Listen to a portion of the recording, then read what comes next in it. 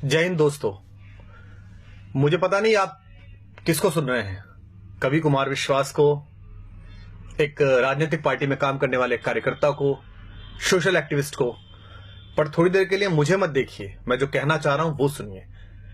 पिछले 2 दिन से सोशल मीडिया पर एक वीडियो देखा जिसमें कश्मीर में लोकतंत्र का सबसे बड़ा महापर्व चुनाव निर्विघ्न कराने के लिए गए हुए भारत के कुछ बेटे, हिंदुस्तान के कुछ वीर सिपाही, अर्धसैनिक बल सड़क पर जा रहे हैं और वहां कुछ शोहदे, कुछ लफंगे उनको थप्पड़ मार रहे हैं, गालियां दे रहे हैं, उनका हेलमेट छीन रहे हैं। वो सशस्त्र हैं, उनके हाथों में राइफल हैं, लेकिन उनके पैरों में इस तथाकथित कानून और कुछ मानवाधिकारों की बेड़ियां हैं। मुझे 2 दिन से बड़ी बेचैनी है इस बात की कि इस पर क्या किया जाए। मैंने बहुत सारी प्रतिक्रियाएं देखी। लोग कह रहे हैं देखिए हमारे सैनिकों में कितना धैर्य है। कुछ लोग कह रहे हैं कि नहीं नहीं, ये तो मानवाधिकार की बात करने वाले लोगों को जो कहते थे उनको अकल आनी चाहिए, देखिए वहां के लोग कैसी बातें कर रहे हैं। क्या हम इस देश में कुछ देर के लिए, कुछ वक्त के लिए अपनी अपनी पार्टी, अपने अपने नेताओं की चापलूसी और उनके घेरे से बाहर आके सोच सकते हैं? क्या हम ये सवाल कर सकते हैं कि एक राज्य में, केंद्र में एक जैसी सरकार होने के बाद, सारी शक्ति होने के बाद भी हिंदुस्तान के किसी बेटे पर एक लफंगा हाथ कैसे उठा देता है? और क्या हम ये सोच सकते हैं कि इस देश के लोकतंत्र का महापर्व मनाने के बाद अगर 6% वोट कश्मीर में कास्ट हो रही हैं, तो इसके केवल 2 कारण हो सकते हैं, या तो भय है या भरोसा नहीं है। या तो लोगों को भय है कि अगर वो वोट डालने निकलेंगे तो अलगाववादी ताकतें उन पर हमला करेंगी, या उन्हें हमारी लोकतांत्रिक व्यवस्था में भरोसा नहीं है। और दोनों में ही हमको चिंता करनी पड़ेगी कि हम कश्मीर के साथियों को भरोसे में कैसे लें कि वो लोकतंत्र के माध्यम से मुख्यधारा में आए, या अलगाववादियों को इतना भय कैसे हो कि अगर तुमने किसी पर हाथ उठाया, उंगली उठाई तो तुम्हारी खैर नहीं होगी। लेकिन हमें कहां चिंता है, हम अपने अपने रहनुमाओं के पीछे फिदा हैं। मोदी मोदी, अरविंद अरविंद, राहुल, हमारे पास चेहरे आते रहते हैं। Indira is India, India is Indira, Modi राज आ गया, योगी राज आ गया, AK राज आ गया, राहुल गांधी जीत गए। हमें पता ही नहीं है कि कुछ वक्त का काम है। मोदी हो, राहुल हो, अरविंद हो, योगी हो, कोई भी है, 5 साल, 10 साल, 25 साल, देश 5000 साल का है और मेरे और आपके जाने के बाद हजारों वर्ष रहेगा। लेकिन सोच के देखिए कि आप कंधार से लेकर ब्रह्म प्रदेश तक थे, लेकिन हमारी इन्हीं चुप्पियों ने और हमारी अपनी अपनी रियासतों, अपने अपने राजाओं के प्रति इन्हीं निष्ठाओं ने इस देश के टुकड़े करा दिए और हम चुप बैठे रहे। और आज हम अपने पूर्वजों को कोसते रहते हैं कि उनके रहते कैसा कैसे बट गया, हमारे रहते हो रहा है। दुष्यंत का एक शेर है, रहनुमाओं की अदाओं पर फिदा है दुनिया, इस बहकती हुई दुनिया को संभालो यारो। प्रधानमंत्री मेरे भी हैं, गृहमंत्री मेरे भी हैं। सदन में बोलने से काम नहीं चलेगा, बाहर एक्शन करके दिखाना पड़ेगा। हमारा एक बेटा वहां जासूसी के आरोप में पकड़ लिया है, बाहर से उठा के ले आए, बंद कर लिया है। हम सदन में चिल्ला रहे हैं, हम सड़कों पे चिल्ला रहे हैं, हम फेसबुक पे आउटरीच दिखा रहे हैं पाकिस्तान के खिलाफ। हम अमेरिका की तरफ मुंह करके कह रहे हैं कि आप पाकिस्तान को आतंकवादी देश घोषित कर दीजिए। क्यों? आपने कर दिया, आप कर दीजिए। सबसे पहले बैठिए पार्लियामेंट में और कहिए कि पाकिस्तान आतंकवादी देश है, हम इससे बातचीत नहीं करेंगे। लेकिन आपने तो उसे मोस्ट फेवर्ड नेशन का बिजनेस स्टेटस दे रखा है।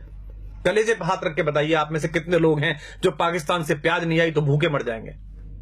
आप में से कितने लोग हैं कि अगर पाकिस्तान से कपास नहीं आया तो वो ठंड में मर जाएंगे? और मरते हैं तो मर जाएं हम महाराणा प्रताप की कहानियां पढ़कर बड़े हुए हैं, जहां लोगों ने घास की रोटी खाकर अपने स्वाभिमान, अपनी स्वतंत्रता, अपनी निजता की रक्षा की है। क्या हो जाएगा इन प्रतिबंधों से? अगर नहीं आएगी प्याज, नहीं आएगी वहां से कपास, तो क्या हो जाएगा? भारत के अभूतपूर्व राष्ट्रपति APJ अब्दुल कलाम साहब ने तय किया कि भारत की अस्मिता का प्रतीक एक बार परमाणु विस्फोट करके देखा जाए। पोखरण में परमाणु विस्फोट हुआ, पूरी दुनिया ने हम पर प्रतिबंध लगाए, इसी अमेरिका ने हम पर प्रतिबंध लगाए। राष्ट्रवाद के प्रबल समर्थक और राष्ट्र नायक पंडित अटल बिहारी वाजपेयी देश के प्रधानमंत्री थे। उन्होंने सदन के अंदर कहा, हम भूखे रह लेंगे लेकिन हम अपने आत्मसम्मान से समझौता नहीं करेंगे। क्या हो गया हमारा? लगा लिए इस अमेरिका ने प्रतिबंध। उसके बाद हाथ जोड़कर इसी भारत के बाजार के दरवाजे पर आना पड़ा ना अपना माल बेचने के लिए। 125 करोड़ हैं हम, पूरी दुनिया का फैसला कर सकते हैं। इनके बाजार बंद हो सकते हैं हमारे कारण, इनकी दुकानें बंद हो सकती हैं हमारे कारण। इसलिए तय करिए, इन प्रतिबंधों से डरना नहीं है, इनकी गीदड़ भभकियों से नहीं डरना है। ये 2-2 साल, 400-400 साल पहले आजादी लिए हुए देश, ढूंढे गए देश, अपने थोड़े से भौतिक बल के बल पर इस देश की आध्यात्मिक चेतना और इस देश की शक्ति को आंख दिखाते हैं। हम उस विवेकानंद के वंशज हैं जिन्होंने उस पराधीनता के समय पर भी शिकागो में जाकर दुनिया के धर्मों को यह बताया था कि हम लेडीज एंड जेंटलमैन वाले नहीं, भाइयों और बहनों वाले देश हैं। अयम निजः परो वेति गणना लघुचेत साम उदार चरिता नाम तु वसुधैव कुटुंबकम। इसलिए हम वसुधा को कुटुंब समझते हैं। लेकिन यह भी ध्यान रखिएगा, युद्ध की संभावना में जी रहे सब देश सुन लें, युद्ध भी है, बुद्ध भी है, जिसे चाहे उसे चुन लें। एक देश अगर आपकी तरफ इतने खतरनाक इरादे रखता है तो आपका व्यवहार समझ में नहीं आता, आप स्वधर्म में ही नहीं, आप तय ही नहीं कर पा रहे कि क्या करेंगे। इस देश को, लोगों को एक बार तय करना पड़ेगा कि हमारा स्टैंड क्या है। तो आप सबसे अनुरोध है कि ये जब कहा गया कि रहनुमाओं की अदाओं पे फिदा है दुनिया, इस बहकती हुई दुनिया को संभालो यारो, तो दुष्यंत ने इसी गजल में यह शेर भी कहा था कि कौन कहता है कि आकाश में सुराख नहीं हो सकता, एक पत्थर तो तबीयत से उछालो यारो। अगर आप राष्ट्रवाद का नाम लेकर लोगों का विश्वास मत हासिल करेंगे और उसके बाद राष्ट्रवाद के प्रबल प्रवर्तक बेटे वहां थप्पड़ से पीटे जाएंगे तो लोग आपसे सवाल करेंगे। अगर आप भ्रष्टाचार मुक्ति का पर्व लेकर दिल्ली में सरकार बनाएंगे और उसके बाद आप ही के लोग भ्रष्टाचार के घेरे में होंगे और आप मौन हो जाएंगे, उन्हें बचाने की कोशिश करेंगे, तो लोग आपसे सवाल पूछेंगे। क्योंकि सरकारें आनी जानी है, 5 साल 10 साल इन हवेलियों में, इन महलों में, इन 7 रेसकोर्स में, इन मुख्यमंत्री निवासों में आपकी अस्थियां नहीं गाड़ी जानी। ये देश याद रखता है फकीरों को, ये देश याद रखता है गांधी को, ये देश याद रखता है जयप्रकाश नारायण को। इसलिए आप सबसे अनुरोध है कि अपने अपने कोटरों से बाहर निकलिए, अपने अपने ब्रैकेट से बाहर निकलिए। संकट बहुत बड़ा है, इसे हम सामान्य समझ रहे हैं। आपके रहते, आपकी सरकार के रहते, हम सबके रहते कश्मीर में कोई भी हिंदुस्तान का झंडा जला देता है। हम किससे उम्मीद करें? कवियों से उम्मीद करें? हम पिछले 10 साल से कविता सुन रहे थे, आत्महत्या की चिता पर देखकर किसान को नींद कैसे आ जाती है देश के प्रधान को। पिछले 3 सालों में 30,000 अन्नदाता, 30,000 भूमि मां के बेटे किसान आत्महत्या कर चुके हैं। पिछली बार भी की थी, मनमोहन सिंह जी की सरकार थी तब भी की थी।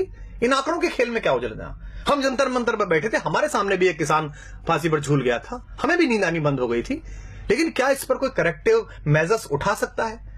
देश के बड़े बड़े सेठों के 50-50 हजार करोड़, 60-60 हजार करोड़ रुपए के कर्जे माफ कर दिए जाते हैं। कोई भी आदमी हिंदुस्तान का 20,000 करोड़ रुपए लेकर लंदन भाग जाता है पार्लियामेंट का मेंबर होते हुए, और हम चुप बैठे रहते हैं। और किसान अपने मृतक किसानों के नरमुंड लेकर जनता मंत्र पर बैठे रहते हैं और हम कहते हैं कि इस पर नहीं बोलेंगे चूंकि हमारे दल की अभी सरकार है। सरकारें किसी दल की नहीं होती, सरकारें देश की होती हैं। प्रधानमंत्री, मुख्यमंत्री, रक्षा मंत्री, गृह मंत्री ये किसी सरकार के हिस्से हैं, लेकिन ये देश के लोग हैं, ये किसी पार्टी का हिस्सा नहीं है। इसलिए दिल्ली के राज सिंहासन पर कोई भी बैठे, 5 वर्ष बैठे, 10 वर्ष बैठे, ईश्वर करे 20 वर्ष बैठे, जब तक ईश्वर उसे पास बुलाए तब तक वो वहां बैठे। लेकिन आम नागरिक होने के नाते इस पर सवाल उठाना शुरू करिए, अपनी अपनी राजनीतिक कैंचुलियों से बाहर निकलिए। अन्यथा इकबाल ने एक शेर कहा था, हमने उसे गंभीरता से नहीं लिया और आज हम भारत, पाकिस्तान, बांग्लादेश के 3 टुकड़े देखते हैं। इकबाल ने जब यह शेर कहा था तब बर्मा से लेकर कंधार तक सिर्फ हम थे, हिंदोस्ता थे, सिंध नदी के आर पार पूरा भारत था। इकबाल ने कहा था, वतन की फिक्र कर नादा, मुसीबत आने वाली है, तेरी बर्बादियों के मशवरे हैं आसमानों में, न संभलोगे तो मिट जाओगे हिंदुस्तान वालों, तुम्हारी दास्तां तक भी न होगी दास्तानों में।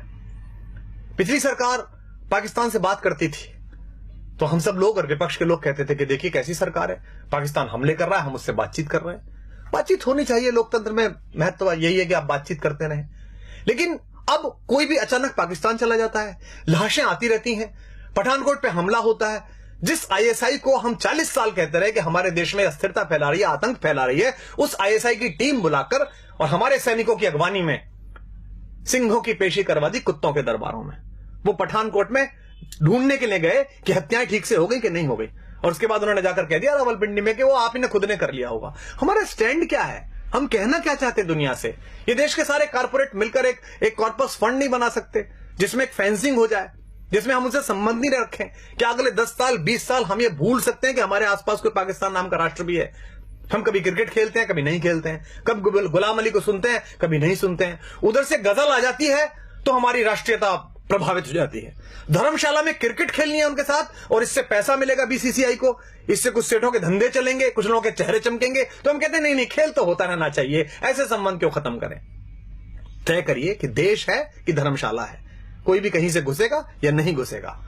सरहद पार भारत के जाबाज सैनिक एक ऑपरेशन करके आते हैं, सर्जिकल स्ट्राइक, पूरे देश का सिर गर्व से तन जाता है। कुछ लोग उसमें भी राजनीति करना चाहते हैं, कुछ लोग पोस्टर लगाकर उसका श्रेय लेना चाहते हैं, कुछ लोग सरकार से वो श्रेय छीनना चाहते हैं। दोनों ही गलत है।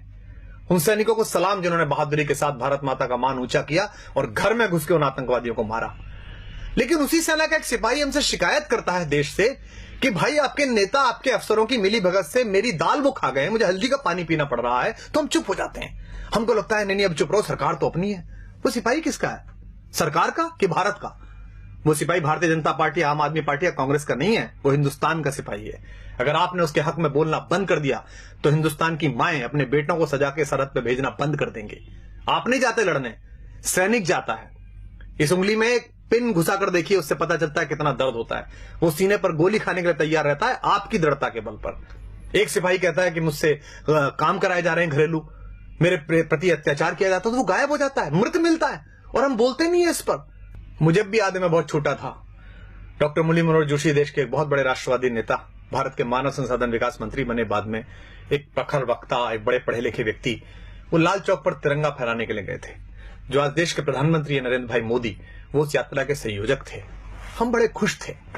हमारे यहाँ कविता लिखी बलबीर सिंह करुण ने, कुछ देशभक्ति के मंत्र वहां हमने जाकर बांचे तो हैं, हम देशद्रोह के विषधर के फन पर चढ़कर नाचे तो हैं, आतंकवाद के अंधड़ को आगे बढ़ ललकारा तो है, धीमा ही सही तमाचा पर उसके मुंह पर मारा तो है, लो हमने जिद पूरी कर दी उस लाल चौक तक जाने की, अगली बारी रावलपिंडी पर यह झंडा फहराने की। हमने कविताएं पढ़ी, तालियां बजाई, मुझे अब भी रोमांच हो रहा है। बहुत अच्छा लगता है जब प्रधानमंत्री दिवाली की छुट्टियों पर सियाचिन जाते हैं, उन सैनिकों को बताने के लिए जाते हैं कि आप मेरे घर के मेंबर हैं। क्या हम में से ऐसा कोई नहीं कर सकता? क्या देश के प्रधानमंत्री, रक्षा मंत्री, देश के गृह मंत्री, मैं साथ चलने के लिए तैयार हूं, आप सब साथ चलने के लिए तैयार हैं। वो पूरे कश्मीर को अपने साथ लें और कश्मीर के लोगों से कहा आइए इस बार का 15 अगस्त लाल किले पर ध्वजारोहण के बाद 2 बजे ध्वजारोहण लाल चौक पर होगा।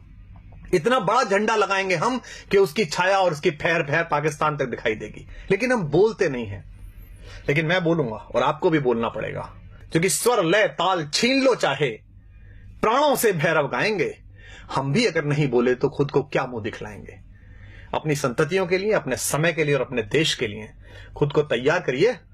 अन्यथा ध्यान रखिएगा, जो देश, जो समाज अपने वर्तमान की समीक्षा नहीं करता, उसे इतिहास तो आदर देता ही नहीं है, भविष्य भी उसके लिए रास्ता देने से इनकार कर देता है। तो आप सबसे अनुरोध है, यह कष्ट साझा है, मेरा भी है, आपका भी है, क्योंकि न तेरा है न मेरा है, यह हिंदुस्तान सबका है। नहीं समझी गई ये बात तो नुकसान सबका है।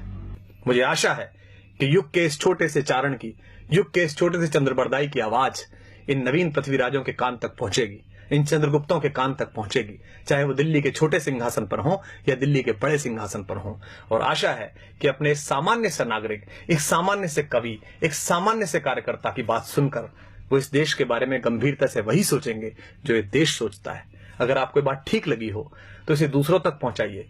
इस आवाज को इतनी बड़ी बनाइए कि इस देश की सरकारों को, इस देश में पॉलिसी तय करने वालों को, इस देश की गति नियति की दिशाएं तय करने वाले उन सब लोगों के कानों तक, उनकी आंखों तक यह आवाज पहुंच सके। जय हिंद, जय भारत, वंदे मातरम।